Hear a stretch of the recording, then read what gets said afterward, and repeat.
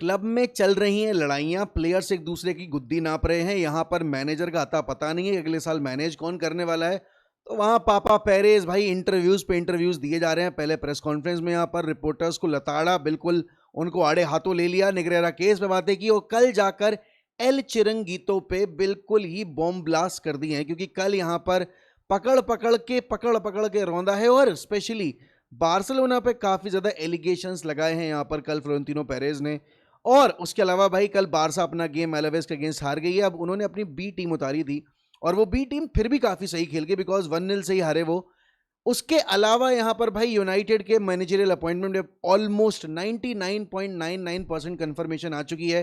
किसका नाम आगे निकल के आया वो आप सबको पता है, लेकिन क्यों आ रहा है वो नाम आगे निकल के, उस पर हम बात करेंगे। और इंडी कायला क्या गंदगी मचा रहे हैं यहां पर आपके ट्विटर के ऊपर, उस पर हम अपने ओपिनियंस देंगे। लेकिन दोस्तों, welcome back to 1MUFC and welcome back to another episode of your football daily bulletin. अब देखो, आई नो आज लेट हूं, पर थोड़ा तबीयत नासाज है इसलिए थोड़ा लेट हो गया, बट कम ऑन, स्टार्ट करेंगे हम यहाँ पर कल की सबसे बड़ी न्यूज़ के साथ, जो कि जोसे मोरिनियो टू रियल मैड्रिड भाई अब बिल्कुल फाइनल स्टेजेस में है। और मैंने आप लोगों को पहले ही बोला था यार कि देखो, इनको जिस तरीके से लीग हारे हैं उसके बाद कुछ लड्डू देना पड़ेगा, कुछ लॉलीपॉप देनी पड़ेगी अपने फैन बेस को, एंड इससे बेटर लॉलीपॉप आप दे नहीं सकते। क्योंकि कल अगर आपने यहाँ पर फ्लोरेंटिनो पेरेज का इंटरव्यू सुना है तो उन्होंने यहाँ पर जोसे मोरिनियो की अपॉइंटमेंट पे हामी नहीं भरी, बट उन्होंने ये जरूर बोला कि under Mourinho we started becoming competitive once again. और उसी कॉम्पिटिटिव लेवल को अचीव करने के बाद यहाँ पर हमने आगे जाके मोरिनियो के एरा के बाद 6 चैंपियंस लीग जीती हैं, which is very true.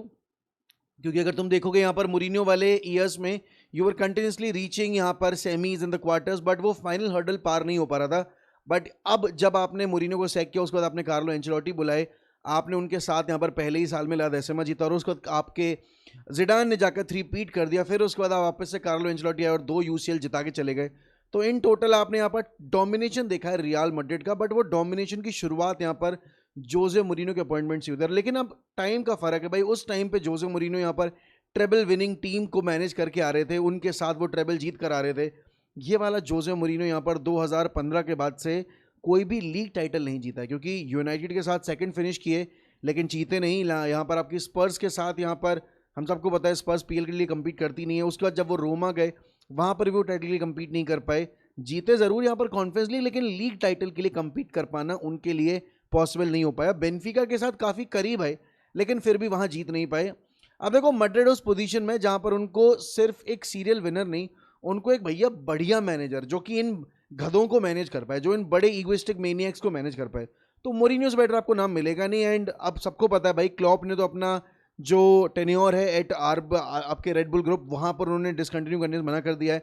He wants to still continue with the Red Bull group. तो यहाँ पर अब मोरिनियो के अलावा आपके पास कोई ऑप्शन बचता नहीं है ना। मोरिनियो की अपॉइंटमेंट किस डेट तक होगी ये भी कंफर्म नहीं है, लेकिन हाँ, अब लगभग चीजें सर्टेन है कि मोरिनियो ही आएंगे आपके अगले मैनेजर के तौर पे। लेकिन भैया वो सब छोड़ो, तुम यहाँ पे ये देखो भाई, ये सब बातें की हैं कल पेरेज ने, ठीक है ना। अब तुम यहाँ पर अगर देखोगे, सबसे बड़ा जो स्टेटमेंट था वो, एक मिनट, कहाँ ये रहा भाई, My relationship with Barcelona is completely broken because I don't want any connection with a club that has paid off referees for 2 decades. I want justice to be served in a case of this gravity.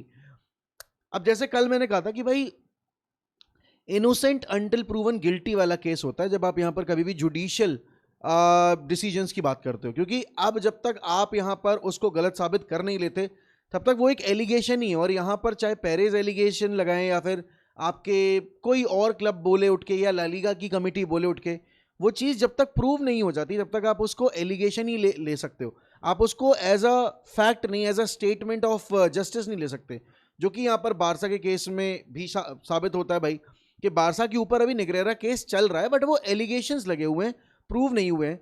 And उसके अलावा यहाँ पर कल Vinicius के contract को लेकर बातें हुई हैं, बहुत सारी बातें की है। देखो, उन्होंने एम्बापे को लेकर बातें की हैं कि अगर तुम देखोगे Mbappe is not the worst player, Mbappe is our best player and he is scoring so many goals. यहाँ पे उसने गोल्डन बूट वगैरह जीता है, तो वो गोल्स नहीं मतलब कम स्कोर कर रहा है। इट्स जस्ट दैट कि बाकी प्लेयर्स कहीं ना कहीं उसके लेवल पे कंट्रीब्यूट नहीं कर रहे, विच टू सम एक्सटेंट बिल्कुल मैं एग्री करता हूँ। क्योंकि यार देखो, अगर तुम लॉजिकली देखोगे इस चीज़ को, तो एम्बापे अपनी तरफ से इतना कर सकता है, वो कर रहा है, लेकिन कहीं ना कहीं तुम्हारे विनीशियस जूनियर और बाकी प्लेयर्स उतना ज़्यादा नहीं इंप्रूव कर रहे हैं टीम को। एंड बात सारी यही आ जाती है कि वो अलोंजो वाला डिसीजन क्या था, तो अलोंजो के ऊपर जो कॉल था उनका, उन्होंने वो भी बोला है कि भाई देखो अलोंजो वाले टाइम पे हमने प्री सीजन किया ही नहीं क्योंकि क्लब वर्ल्ड कप होगा, और उन्होंने क्लब वर्ल्ड कप को भी ब्लेम किया। अब इसमें पता है मैं पूरी गलती नहीं मानता पेरेस की कि क्यों वो यहाँ पर क्लब वर्ल्ड कप को ब्लेम कर रहे हैं, क्योंकि अब अगर तुम देखोगे तो चेल्सी ने क्लब वर्ल्ड कप खेला, वो सफर करे हैं सीजन में इंजरीज के चलते। इवन पीएसजी भले ही वो आज चैंपियंस लीग के फाइनल में बैठे हुए हैं, बट अगर तुम देखोगे इंजरी लेवल पे उन्होंने भी बहुत सफर किया। बिकॉज पहली बात तो वो जो टर्फ जिन पे खेली गई फुटबॉल, भाई वो आर्टिफिशियल टर्फ्स हैं, वो इतनी अच्छी टर्फ्स हैं नहीं आपके यूएस की। एंड प्लस यहाँ पर उन टर्फ्स पे खेलने के बाद आप रिट्रैक्टेबल पिच पे भी आके खेल रहे हो, तो वहां पर भी काफी सारी इंजरीज हुई हैं। और जब आपकी टीम प्री सीजन नहीं करती ना, सीधे जाके कॉम्पिटेटिव फुटबॉल खेलने लगती है, कॉम्पिटेटिव मतलब लिटरली ट्रॉफी के लिए कंपीट करने वाली फुटबॉल, तो वहां पर आपको थोड़ा सेटबैक तो सफर करना ही पड़ता है, which has happened with Xabi Alonso. लेकिन फिर वही चीज आपने पेरेज ने कॉन्ट्रडिक्ट भी कर दी कि आपको पता था जब भाई अगर आपके अलोंसो को नहीं मिल पाया प्री सीजन, तो आप उसको टाइम देते ना, उसको मनाते। अगर वो खुद भी छोड़ के जा रहा था तो आप उसको समझाते कि यार देखो अभी चीजें अलाइन नहीं हो पा रही हैं, बट इस सीजन रुको, अगले साल जाते में when you will have more players, when you will have यहाँ पर एक प्रॉपर प्री सीजन, तो आप अच्छा कर लोगे, आप बेटर करोगे स्क्वाड के साथ। लेकिन वो जल्दबाजी थी यहाँ पर पेरेज की, अलोंसो की, और पता नहीं वो अलोंसो का खुद का डिसीजन था या फोर्स किया गया था यहाँ पर आपकी मैनेजमेंट के एंड से। क्योंकि कल पेरेज ने एक बड़ी इंटरेस्टिंग चीज बोली है कि देखो यार सिंपल सी बात है कि यहाँ पर बैठकर तुम्हें लगता है कि मैं सारे डिसीजंस लेता हूँ क्लब को लेकर, मैं नहीं लेता। यहाँ पर हमारे जो स्पोर्टिंग लोग हैं, जो हमारी मैनेजमेंट बैठे लोग हैं, वो यहाँ पर इन डिसीजंस को इन्फ्लुएंस करते हैं। बट देन अगेन फाइनल से तो हमेशा प्रेसिडेंट का ही होता है ना यार, प्रेसिडेंट डिसाइड करता है कि कौन आना चाहिए कौन नहीं आना चाहिए, या फिर वही सैंक्शन करेगा जो भी बजट होगा किसी प्लेयर के लिए। वही यहाँ पर आपने, क्योंकि कल यहाँ पर पेरेज ने भी बोला कि मैं जाकर बेंजेमा को लेकर आया, मैं जाकर यहाँ पर आपके रोनाल्डो फेनोमेनन, आपके काका, फिर आपके बाकी प्लेयर्स रोनाल्डो मतलब CR7 वगैरह इन सबको लेकर आया। तो ऑब्वियस ही बात है भाई, फाइनल से तो हमेशा से प्रेसिडेंट का ही रहा है रियल मैड्रिड, वरना प्रेसिडेंसी है किस काम की अगर आपका फाइनल से है नहीं तो वो तो मैं एग्री नहीं करता। लेकिन अगेन भाई मैड्रिड इस पॉइंट ऑफ टाइम पे, मैड्रिड का फैन बेस इस पॉइंट ऑफ टाइम पे जो बातें सुनना चाहता है पेरेज से कि वो अगली साल क्या करेंगे, यहाँ पर कौन से प्लेयर्स को टारगेट करने वाले हैं, क्या एम्बिशन है क्लब की, कौन सा अगला मैनेजर यहाँ पर उनके दिमाग में, और लिटरली क्या स्टैंडर्ड यहाँ पर हम एक्सपेक्ट करें मैड्रिड से, वो सारी चीज़ें तो कल आपको पेरेज के एंड से एल चिरंगीतो वाले इंटरव्यू में देखने को नहीं मिली। बट अगेन दाई वो कहीं ना कहीं पेरेज अभी डिस्क्लोज करना नहीं चाह रहे, बट जो भी है it is not a great site for real Madrid fans कि उनके प्रेसिडेंट यहाँ पर रेदर देन टॉकिंग अबाउट कि उनका क्लब क्या करेगा, वो बात करे कि भाई निग्रेरा केस ने कैसे यहाँ पर चीज़ों को खराब किया, ला लीगा का स्टैंडर्ड गिराया, ये सब चीज़ें जो हैं, विच आई फील यहाँ पर इतना ओपनली जाके नहीं बोला, क्योंकि उन्होंने ये भी बोल दिया कि अगर बार्सिलोना मुझे सू करना चाहती है तो कर दे सू, कोई फ़र्क नहीं पड़ता मुझे, क्योंकि मैं सच का साथ देने वाला आदमी हूँ एंड मैं यहाँ पर सच बोलने से कभी पीछे नहीं हटूंगा। तो अब वही वाली बात है, एलिगेशंस को हम तब तक सच नहीं मान सकते जब तक वो प्रूव ना हो जाए एलिगेशंस। लेकिन भाई बार्सिलोना यहाँ पर कल अपना आलवेज वाला गेम हारी, वो तो हारी। रॉबर्ट लेवेंडोस्की और बारसा का जो अभी एक एग्रीमेंट हम उम्मीद लगा रहे थे कि शायद हो सकता है, शायद हो सकता है, वो मेरे ख्याल में अब नहीं हो पाएगा। And Lewandowski might leave Barcelona at the end of this campaign. And अगर तुम देखोगे यहाँ पर as a free agent leave करेंगे तो MLS से भी आ रहे हैं यहाँ पर उनके काफ़ी सारे कॉल्स, और आपकी सऊदी प्रो लीग से तो आएंगे ही आएंगे, बिकॉज सऊदी प्रो लीग को तो इतना बड़ा प्लेयर मिल जाएगा, भले ही उनकी एज कुछ भी हो, बट इतना बड़ा अगर प्लेयर मिलेगा तो उनकी जो लीग ऑलरेडी काफ़ी ज़्यादा एक्साइटिंग बन चुकी है इस पॉइंट ऑफ टाइम पे, बिकॉज अल हिलाल और अल नसर का जो भी सीन चल रहा है, तो उसके बाद उनको और ज़्यादा मार्केटिंग बेटर मिल जाएगी। तो बट अब बारसा अगर यहाँ पर कोई टॉप नंबर 9 लेकर नहीं आ रही है, और वो अगर देखोगे फरहान टोरेस कंटिन्यू कर रहे हैं अगले सीजन में, उनको भाई एक प्रॉपर नंबर 9 चाहिए होगा। और लेवेंडोस्की के जाने के बाद आपको सर्टेन नंबर 9 जो देखने को मिलेंगे वो लाहोविच होंगे, वो आपके अल्वारेज होंगे, या फिर आप कोई और प्लेयर देखोगे अगर तो वो होंगे। एंड बारसा यहाँ पर अगर अल्वारेज को लाने की प्रिपरेशन में है तो वो एक सर्टेन अमाउंट लेकर चल रहे होंगे दिमाग में, और एटलेटिको सर्टेन अमाउंट के अंदर अल्वारेज को सेल नहीं करेगी। और अल्वारेज के लिंक्स अभी यहाँ पर PSG से भी आने लगे, बिकॉज वहाँ से PSG गोंजालो आपके जो रैमोस हैं उनको बेचना चाह रही है, तो गोंजालो रैमोस जाएंगे तो ऑब्वियस बात है उनको एक नंबर 9 चाहिए होगा।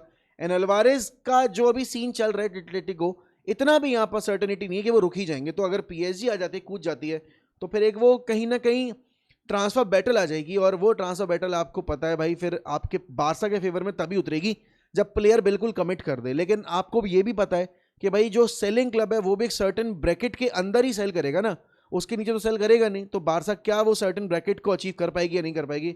लेकिन भाई देखो कल यहाँ पर बारसा की हार ने एक चीज कंफर्म कर दी कि इस साल बार्सिलोना वो सेंचुरियन जो ड्रीम है उनकी वो पूरा नहीं कर पाएगी। सीजन बड़ा शानदार रहा है यहाँ पर, 90 गोल स्कोर किए, 91 गोल स्कोर किए, 91 पॉइंट्स यहाँ पर अचीव किए हैं, 32 गोल सिर्फ कंसीड किए हैं भाई। वो 14 पॉइंट क्लियर हैं अभी यहाँ पर आप देखोगे तो बार्सिलोना से, एंड दूसरी इंपॉर्टेंट आपकी रियल मैड्रिड से, दूसरी इंपॉर्टेंट चीज वो लीग सिक्योर कर चुके हैं। तो ये कल की डिफीट उनके लिए कोई मायने नहीं रखती। लेकिन अगर आप आलवेज की बात करोगे भाई, इस एक विक्ट्री ने, इस सिंगल विक्ट्री ने आलवेज को निकाल दिया है यहाँ पे रेलीगेशन जोन से बाहर, क्योंकि आलवेज 37 पॉइंट्स पे थी, तो वो यहाँ पर ऑलमोस्ट रेलीगेट होने ही वाले थे। लेकिन अब आलवेज की ऐसे जीत ने, जो कि उनको बारसा के अगेंस्ट मिली है, वो 40 पॉइंट्स पे पहुंच गए भाई, 40 पॉइंट्स। और अभी रेलीगेशन अगर तुम देखोगे यहाँ पर इतना टाइट चल रहा है, क्योंकि भाई आपके लेवेंथे के 39 है, आपके एल्चे के 39 है, आपके मायोर्का के 39 है, और आपके जिरोना के भी 39 है। तो एक टीम जो शॉर्ट शॉर्ट रेलीगेट होगी दैट इज रियल ओविएडो। लेकिन उसके अलावा भाई यहाँ पर जो टीमें 42 पॉइंट्स तक भी बैठी हुई हैं उनमें से कोई सेफ नहीं है, क्योंकि 2 गेम बाकी, अगर दोनों गेम यहाँ पर इनकी ऊंच नीच हो जाती है तो भाई पूरी टेबल उलट-पलट हो जाएगी। और इस साल तुम्हें चाहे ला लीगा का टॉप ऑफ द टेबल वाला सिनेरियो कितना भी ना पसंद आया हो, उससे फर्क नहीं पड़ता। रेलीगेशन बैटल वाकई में इस साल बहुत शानदार रही है ला लीगा के अंदर। लेकिन अगर तुम बात करोगे यहाँ पर प्रीमियर लीग की, तो भाई वहां पर तो टेबल टॉपर्स में भी जंग अभी भी जारी है, बिकॉज मैन सिटी और आर्सेनल सिर्फ 2 पॉइंट्स के सेपरेशन पे बैठे हुए हैं। भैया मैन सिटी ने कल यहाँ पर क्रिस्टल पैलेस को पीट दिया पकड़ के 3-0 से, बहुत ही शानदार खेली यहाँ पर। फिल फोर्टन के 2 असिस्ट भी रजिस्टर हो गए यहाँ पर, और तुमने देखा कल सेविनियो ने भी गोल मार दिया भाई। But you look at this, अभी तक क्या था कि सिटी यहां पर थोड़ा सा बैकफुट पे जाने वाली थी, क्यों? क्योंकि उन्होंने पॉइंट्स ड्रॉप किए थे। लेकिन अब यहां पर उन्हें वापस से प्रेशर आर्सेनल पे डाला कि भाई अगर तुमने गलती से भी अपना मैच ड्रॉ कर लिया और हम अपना वो मैच जीत जाते हैं तो भाई तुम्हारी लंका लग सकती है। क्यों? क्योंकि जो 2 गोल का डिफरेंस, ये तो अभी 2 पॉइंट्स का डिफरेंस है ना, ये हम फिर ओवरकम कर लेंगे, कोई बड़ी बात नहीं है। यहां से 4 पॉइंट अगर आर्सेनल जीतती है तो उनके होंगे 83, और यहां से अगर 6 के 6 पॉइंट जीतती है आपकी मैन सिटी तो उनके भी होंगे 83। प्रॉब्लम कहां आएगी कि भाई जीडी किसका बेटर होगा, और इस पॉइंट ऑफ टाइम पे अब जीडी बेटर कर लिया है आपकी मैन सिटी ने, उन्होंने ज्यादा गोल स्कोर भी किए हैं, वो भी एक काफी इंप्रेसिव स्टैट है उनके लिए। अब यहां पर आर्सेनल को कुछ भी करके अपने बचे हुए दोनों गेम्स जीतने ही पड़ेंगे, और वो 2 बचे हुए गेम्स जो आर्सेनल के हैं वो है भाई against Burnley and Crystal Palace. अब देखो पैलेस ने अपना काम जो था वो मैन सिटी वाला वो तो हार के पूरा कर दिया मैन सिटी के लिए, लेकिन भाई क्या क्रिस्टल पैलेस, क्या आपके यहां पर ओलिवर ग्लासनर क्रिस्टल पैलेस के साथ इस मैच को कैसे ना कैसे तोड़ मरोड़ के इन्फ्लुएंस कर सकते हैं? क्योंकि अब यहाँ पर अगर मैं मैन सिटी को देखूं तो मैन सिटी के गेम्स अभी भी डिफिकल्ट हैं। उनको चेल्सी से एफए का फाइनल खेलना है, लेकिन उनको बॉर्नमथ और विला खेलना है, और दोनों ही टीमें डिफिकल्ट हैं भाई, क्योंकि एक अवे है एक होम है। बट विला यहां पर आपको पता है यूरोपियन फुटबॉल जो है वो सिक्योर कर तो चुकी है, लेकिन अभी भी उनकी परफॉर्मेंस में काफी तगड़ा डिप आ रहा है। तो देखने वाली बात होगी भाई कैसे यहाँ पर प्लान करेगी विला। और if I am not wrong यहाँ पर ये विला वाला अगर मैं फिक्चर देखूं, यहाँ पर विला का जो गेम है भाई, ये गेम होगा आपके यूरोपा लीग के फाइनल के बाद। तो इस केस में क्या यूरोपा लीग जीतने के बाद, अगर यूरोपा लीग जीत जाती है विला, आई एम कंसिडरिंग कि विला यूरोपा लीग जीत जाती है, तो क्या विला यूरोपा लीग जीतने के बाद अपना ए स्क्वाड उतारेगी मैन सिटी के against? I am not sure about that भाई, तो पता नहीं, आई जस्ट डोंट नो। क्योंकि देखो अब यही चीज यहां पर पैलेस पे भी लागू होती है, क्योंकि अगर तुम पैलेस को देखोगे ना तो यहां पर अब तुम पैलेस का अगर गेम देखो तो उनका भी गेम यहां पर आपके राय वाला कानो वाला गेम उनके बाद है, ठीक है? तो वो शायद रेस्ट कर दें अपने मेन प्लेयर्स को अगेंस्ट आर्सेनल, क्योंकि वो 3 दिन के बाद ही है। तो भाई अभी भी अनसर्टेनिटी है, बट यहां पर मुझे लगता है कि ये लीग टाइटल आखिरी दिन पे ही डिसाइड होगा। ऐसा नहीं है कि भाई यहां पर अब आपको नेक्स्ट गेम में पता चलेगा, बिकॉज मुझे लगता नहीं है कि मैन सिटी अगले गेम में जाके पॉइंट्स ड्रॉप करने वाली है। लेकिन अगर आप रेलीगेशन की बात करोगे भाई, यहां पर भी रेलीगेशन बड़ा इंटरेस्टिंग है, क्योंकि वेस्ट हैम के 36 हैं, लेकिन टॉटनहम के पास जो अपॉर्चुनिटी थी अपना गेम जीत के यहां पर इस पॉइंट डिफरेंस को बड़ा करने की, वो कर नहीं पाए। यहां पे उसे 2 पॉइंट का गैप है यहां पर। अगर आप टॉटनहम के अगले 2 गेम देखोगे भाई तो उनकी बड़ी बुरी हालत हो सकती है, क्योंकि उनको खेलना है चेल्सी को अवे फ्रॉम होम जाके, और एवर्टन फेस करनी है। और एवर्टन भाई इस पॉइंट ऑफ टाइम पे बड़ी सही फुटबॉल खेल रही है। वही अगर मैं वेस्ट हैम की बात करूं तो वेस्ट हैम को खेलना है यहां पर आपकी, एक तो हो गई न्यूकासल और दूसरी हो गई लीड्स। तो भाई ये रेलीगेशन बैटल भी आखिरी दिन तक ही जाएगी, आखिरी दिन के आखिरी सेकंड पे ही हमें पता लग सकता है कि भाई कौन सी टीम रेलीगेट होगी, बशर्ते आपकी न्यूकासल पकड़ के पीट ना दे वेस्ट हैम को और वहां स्पर्स जीतना जाए, उस केस में ही होगा कुछ डिफरेंट। वरना तो अगर स्पर्स हार जाती है आपकी चेल्सी से और यहाँ वेस्ट हैम न्यूकासल से ड्रॉ कर लेती है तो भाई और ज्यादा हीटेड हो जाएगी सिचुएशन। बट ठीक है, उसके अलावा अगर हम अपने क्लब की बात करें भाई, तो यहां पर देखो सिंपल सी बात है, Manchester United and Michael Carrick का जो पूरा सीन चल रहा है भाई वो फाइनल स्टेजेस में ही है। अब लोग बहुत सारे ना, मैंने बहुत सारे ट्वीट्स देख लिए, बहुत सारे मैंने रिपोर्ट्स पढ़ ली, बहुत सारे मैंने फैन रिएक्शंस देख लिए। Everybody has the same reaction कि why Michael Carrick, why you are not going for Iraola या फिर कोई और मैनेजर यहाँ पे। द प्रॉब्लम इज भाई, if you are going for Iraola then it's better to have Michael Carrick because he has worked with this squad और उसने ही champions league secure करवा के दी है। Don't go into that phase कि भाई हमने ओले के साथ भी यही दिक्कत की थी और तब हम क्या सफर किए क्या नहीं किए, वो एक अलग सीन था भाई। हर मैनेजर का मैनेज करने का तरीका, काम करने का तरीका अलग होता है। अलोंसो का काम करने का तरीका अलग था, अब आप इसके बाद कोई और मैनेजर लेकर आओगे, उसका मैड्रिड को मैनेज करने का तरीका अलग होगा। जावियर हर्नांडिस का बारसा को मैनेज करने का तरीका अलग था और सेम स्क्वाड के साथ हांसी फ्लिक ने आके अलग तरीके से मैनेज किया है। यहां पर तुमने देखा कि वही स्क्वाड यहां पर आपके प्रीवियसली पोचेटिनो वगैरह मैनेज कर रहे थे, अब आके लुइस एनरिक ने क्या कमाल कर दिया है। तो अब पता है सीन क्या है, अगर तुम्हारे पास कोई बड़ा मैनेजर अवेलेबल हो मार्केट में तो तुम यहां पर माइकल कैरिक को जॉब मत दो, जिसके लिए मैं बिल्कुल रेडी हूं, मैं बिल्कुल उस चीज का साथ देता हूं कि भाई हाँ यही होना चाहिए। बट यार अगर तुम्हारे पास ना नागल्समैन कमिट करने को तैयार है, तुम्हारे पास ना लुइस एनरिक है, तुम्हारे पास ना कोई और बड़ा मैनेजर है जिसको तुम ला सकते हो, तो तुम क्यों डिले करोगे? You will have to sort your transfer window as soon as possible and if managers are not available and top managers are not available, you have to go with the right possible choice, and right possible choices point of time it could not be Iraola with all due respect to his work at यहाँ पर Bournemouth.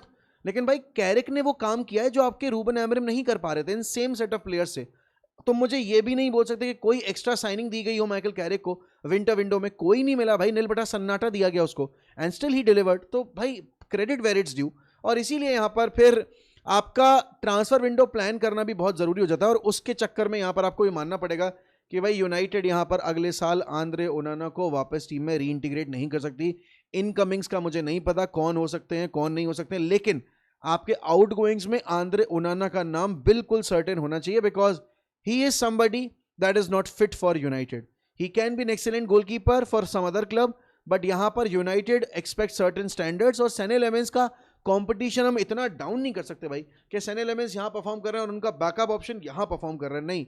सेने layman's को चाहिए competition. अगर आप विटेक को promote करने वाले हो तो भाई अच्छी बात है, लेकिन अगर आप यहां पर कोई बैकअप ऑप्शन देख रहे हो, you can go for David डेया एज आई सेड अपनी कुछ प्रीवियस वीडियोस में कि भाई डेविड डेया का ऑप्शन अगर मिल रहा है you should explore that option. But United, अब मुझे ये नहीं पता कि हमें ओनाना के लिए मिल कितना बजट सकता है, may be 15 million, may be 20 million, इससे ज्यादा तो कोई नहीं देगा। 15 मिलियन से ऊपर शायद कोई दे भी ना।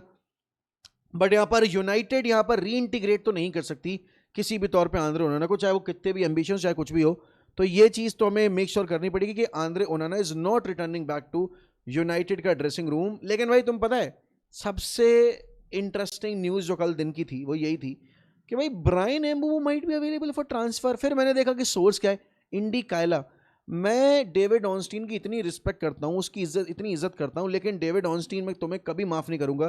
तुमने जो ये बकचोदी की है ना इस हरामजादे को शाउट आउट देकर फॉर दैट बलेबा वाला पूरा केस, क्योंकि उस दिन से लेकर अब तक इसने सिर्फ यहाँ पर गंदगी फैलाई है सोशल मीडिया पे। Indykaila is one of the worst aggregators यहाँ पर जो आपको मिलेगा। ये किस बेसिस, मतलब हम अमाद को बेचने के बारे में नहीं सोच रहे हैं, लेकिन हम यहाँ पर एम्बूमो को बेचने के बारे में सोच रहे हैं। The guy who has scored almost in every game, every big game, Liverpool, man city, Arsenal, सबके अगेंस्ट उसने गोल स्कोर किया है। हम उसको बेचने के बारे में सोच रहे हैं। भाई कम से कम थोड़ी तो बुद्धि लगाओ यार, पता नहीं क्या दिमाग चल रहा है। बट जो भी है भाई, यूनाइटेड को फॉरवर्ड लाइन में साइनिंग करनी पड़ेगी। यहाँ पर अब बलेबा की सिचुएशन किस तरीके से पैन आउट होती है हमारे लिए, अब हमें जब हमारा मैनेजर कंफर्म हो जाएगा उसके बाद ही पता चलेगा। क्योंकि देखो चुआमिनी वाला केस तो काफ़ी क्लियर है, अगर चुआमिनी यहाँ पर नया कॉन्ट्रैक्ट साइन नहीं करता है तो ही यहाँ पर यूनाइटेड अप्रोच रखेगी। अगर वो कॉन्ट्रैक्ट साइन करने वाले मैड्रिड से तो यूनाइटेड अप्रोच नहीं डालेगी अपना, क्योंकि फिर वो मुंह खराब करने वाली बात हो जाती है। बट देखो क्रिस व्हीलर ने भी कल यही बात की है कि ये जो बिगेस्ट कंसर्न है ना कि भाई सोलशायर से जो पैरेलल्स आप ड्रॉ कर रहे हो, ये तब यहां पर होता जब आपके सोलशायर के टाइम पे सोलशायर आते हो चैंपियंस लीग सिक्योर कर देते और तब ऐसा वो सिचुएशन होता, तब वहां पे नहीं हो पाई थी। बट हमारे पास तब भी नाम नहीं थे मार्केट में, और सोल्शर ने अच्छा काम किया था, वो तो फिर जब उनको बड़े नाम मिल गए तब वो कहीं ना कहीं क्रम्बल हो गए, लेकिन वो सोल्शर की टीम को कोच कौन कर रहा था? कैरिक ही कर रहे थे ना। कैरिक के साथ ही यहाँ पर हमने लगातार चैंपियंस लीग क्वालिफिकेशन सिक्योर किया था, हम यूरोपा लीग के फाइनल तक गए थे। अब लोग बार बार वो मिडल्सब्रो वाला टेन्योर लेकर आते कि भाई मिडल्सब्रो ने उनको सैक कर दिया। भाई ऐसे तो कौन मैनेजर सैक नहीं हुआ? क्या जोजे मोरिनो चेल्सी से सैक नहीं हुए? और क्या उसके बाद जाकर उन्होंने यहाँ पर यूरोपियन ट्रेबल नहीं जीता? क्या यहाँ पर आपके, अगर मैं बात करूं तो प्रॉबेबली अगर बात की जाए तो इस पॉइंट ऑफ टाइम पे आई थिंक हांसी फ्लिक ने भी जर्मनी के साथ जो काम किया वो इतना काबिल तारीफ तो था नहीं, बट हांसी फ्लिक ने जाके एक ट्रिमेंडस सीजन प्रोड्यूस किया यहाँ पर, बल्कि 2 back to back season produce किया। And I am not trying to compare यहाँ पर ये कैरिक को उन मैनेजर से, बट मैं बता रहा हूँ कि आप कभी भी प्रीवियस उनके टेन्योर्स को अभी फ्यूचर जॉब पे जज मत करो भाई। इस हिसाब से अगर देखा जाएगा, उनाई एमरी का आर्सेनल टेन्योर सबसे ज्यादा खराब था, लेकिन आज की डेट में उनाई एमरी भाई 2 बैक टू बैक यहाँ पर यूरोपियन फाइनल्स खेलने जा रहे हैं और इतना एक्सीलेंट सीजन प्रोड्यूस किया है, आप चैंपियंस लीग में सिक्योर करके गए हो, तो भाई you have to give the credit where it's due. तो आज अगर विला इस पोजीशन पे, क्योंकि उन्होंने भरोसा जताया यहाँ पे, और सेम आपकी उनाई एमरी ने जाकर वियारियल के साथ हमें यूरोपा लीग फाइनल हराया था। तो भाई कैरिक को हमें टाइम देना पड़ेगा, साइनिंग्स देनी पड़ेंगी। आप साइनिंग्स ना दो उसके बाद यहाँ पर बस बकचोदी करो कि भाई इसीलिए हम यहाँ पर बोल रहे थे कि कैरिक को जॉब नहीं मिलनी चाहिए। कैरिक को जॉब नहीं मिलनी चाहिए अगर आपके पास बेटर नाम है available in the market to be appointed as the next United manager. नहीं है तो you'll have to go with Carrick, the best possible answer to that. But चलो भाई, आज का तो जो हमारा फुटबॉल बुलेटिन था उसमें यही सारी न्यूज़ थी, एंड आई होप यहाँ पर जल्दी से डेवलपमेंट हो हमारी ट्रांसफर साइनिंग्स के ऊपर और मैनेजरियल अपॉइंटमेंट के ऊपर। लेकिन क्या ख्यालात हैं आपके भाई फ्लोरेंटिनो पेरेज को लेकर, मोरिनो के अपॉइंटमेंट को लेकर, एंड लेवेंडोस्की को क्या 1 साल का शॉर्ट टर्म कॉन्ट्रैक्ट मिलना चाहिए, और अगर नहीं तो कौन सा नंबर 9 आपको आता दिख रहा है बार्सिलोना में? जो भी है भाई बताइएगा मुझे कमेंट सेक्शन में। Thank you so much for watching the videos. इसी के साथ मैं आपसे लूंगा अलविदा, मिलता हूँ अगली वीडियो में। Bye bye and take care.